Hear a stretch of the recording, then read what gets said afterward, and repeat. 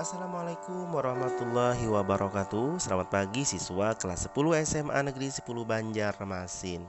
Hari ini kita berjumpa dalam pembelajaran daring bahasa Indonesia. Materi kita hari ini adalah laporan hasil observasi. Nanti kita akan membahas tentang apa itu pengertian teks laporan hasil observasi, kemudian ciri-ciri, struktur, kaidah kebahasaan, langkah penulisan, dan contoh laporan hasil observasi. Kalian sambil mendengarkan penjelasan saya, kalian bisa melihat materi yang sudah Bapak buatkan. Nah, apa itu pengertian teks laporan hasil observasi? Teks laporan hasil observasi adalah suatu teks yang berfungsi untuk menjelaskan informasi tentang suatu objek yang telah diamati. Jadi, kalau kalian nanti membuat teks laporan observasi, yang pertama yang kalian lakukan adalah mengamati suatu objek dulu. Jadi kalian mengamati suatu objek, kemudian kalian menggali informasi atau data-data dari objek yang kalian amati, baru kalian membuat laporan hasil observasi. Kemudian apa itu ciri-ciri dari teks laporan hasil observasi? Yang pertama adalah objektif, faktual, dan sistematik. Kita mulai dulu, apa itu objektif?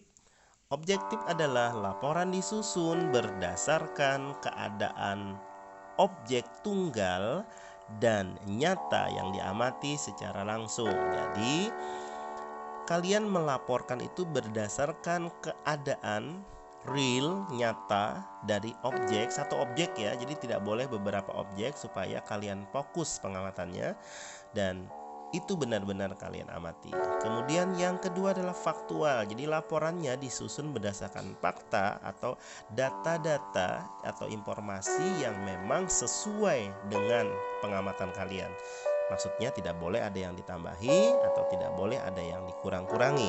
Kemudian yang ketiga adalah sistematik. Ini laporan disusun secara teratur dan saling berkaitan. Jadi antara misalnya paragraf 1, paragraf 2 dan seterusnya, kalau itu berbentuk banyak paragraf, maka itu harus selalu berkesinambungan atau berhubungan. Antara kalimat yang satu dengan kalimat yang lain harus saling menjelaskan atau berkaitan. Kemudian struktur teks laporan hasil observasi ada 3. Yang pertama adalah pernyataan umum, yang kedua penjelasan atau deskripsi, yang ketiga adalah kesimpulan. Pernyataan umum adalah maksudnya keterangan umum mengenai objek yang kalian amati. Jadi kalian membuat penjelasan umum terhadap objek yang kalian amati. Yang kedua adalah penjelasan atau deskripsi. Ini rincian tentang objek yang diamati. Kalau tadi umum, maka ini lebih khusus karena kalian sudah mulai merinci apa objek yang kalian amati. Yang ketiga baru kesimpulan. Ini ringkasan umum objek yang kalian laporkan. Kemudian yang berikutnya adalah kaidah kebahasaan. Di sini ada 6 kaidah kebahasaan.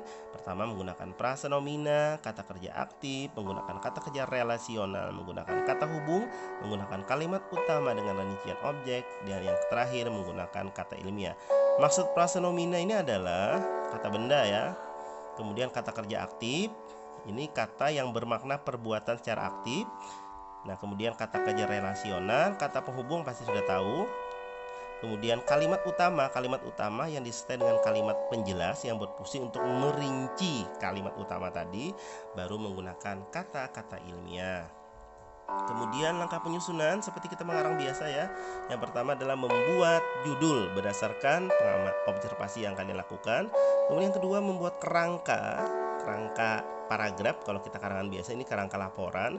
Kemudian baru kalian mengembangkan kerangka laporan tersebut menjadi sebuah teks laporan yang baik. Yang keempat, kalian meneliti kembali apakah mungkin terdapat kesalahan penulisan kata atau kalimat dalam laporan. Kalau terdapat kesalahan atau hal-hal yang perlu diperbaiki, maka kalian perbaiki dulu teks laporan kalian. Nah, di bagian akhir, di bagian materi ini Bapak buatkan sebuah contoh teks laporan hasil observasi. Jadi saya mengamati sebuah rumah, kemudian saya membuatkan teks laporan hasil observasi secara singkat.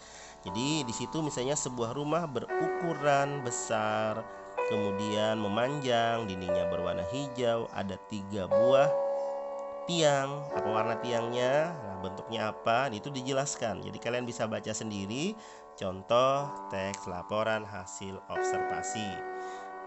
dari sebuah rumah. Mudah-mudahan penjelasan singkat ini bisa kalian pahami dengan baik. Nah, saya mohonkan kalian menulis materinya. Jadi dari pengertian sampai dengan contoh kalian tulis di buku catatan, nanti kalian laporkan ke saya. Itu tugasnya hari ini. Jadi hanya mencatat materi laporan hasil observasi dari pengertian sampai dengan contoh laporan hasil observasi. Mudah-mudahan bisa dipahami. Terima kasih. Assalamualaikum warahmatullahi wabarakatuh.